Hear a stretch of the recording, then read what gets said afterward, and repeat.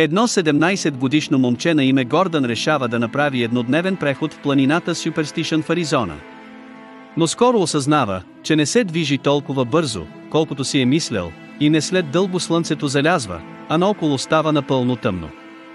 Единствената му светлина е тази от неговото фенерче. За негов късмет, наблизо имало горичка с малка поляна, която му се сторила подходяща за лагеруване. На самия ръб на поляната забелязал останки от старо огнище, знак, че някой преди него е къмпингувал на същото място. Скоро Гордън запалил огън и седнал да вечеря. Докато ядял, започнал да усеща, че нещо не е наред. Оглеждал дърветата около себе си, но виждал много малко. Докато се опитвал да убеди себе си, че просто си въобразява, в лагера му се стоварва камък, който пада точно до краката му. Гордън го поглежда и веднага усеща, че това има връзка с странното чувство, което го е обхванало. Следващите 15 минути той напрегнато наблюдавал гората, заслушан в тишината. Постепенно се успокоил и решил, че просто се е притеснил напразно. Влязал в спалния чувал и заспал.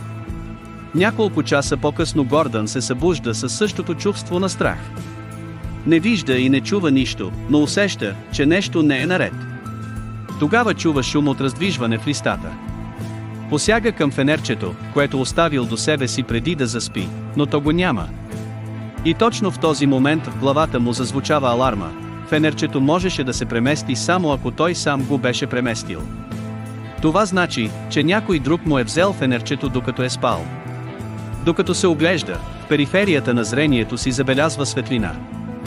Обръща се в същата посока, откъдето преди малко беше чул шума, и вижда фенерчето си, то лежи на земята на около 10 метра от него. Първата му мисъл е, че това е капан. Изпълнен със страх, Гордън знае, че единственият шанс да оцелее е да запази самообладание. Забелязва, че всеки път, когато огънят намалява, някой се приближава все повече. Но когато разпалва огъня, движението спира. Но към 3 часа сутринта дървата свършват. В продължение на 2 часа момчето стои в средата на лагера, обърнат към тъмната гора, очаквайки какво ще се случи. Единственото, което се случва, е, че слънцето най-сетне изгрява. Тогава нещо зад дърветата се размърдва, обръща се и изчезва. Гордън бързо събира всичко, което има, и почти изтичва обратния път до колата си. Кара без спиране в продължение на над 30 км, докато не стига до бензиностанция, където спира, за да си поеме дъх. Там забелязва нещо написано с пръст върху прашното задно стъкло на колата му. Приближава се и чете: "Спи спокойно." Гордън е убеден, че този, който го е преследвал в гората, е същият човек, който е оставил посланието.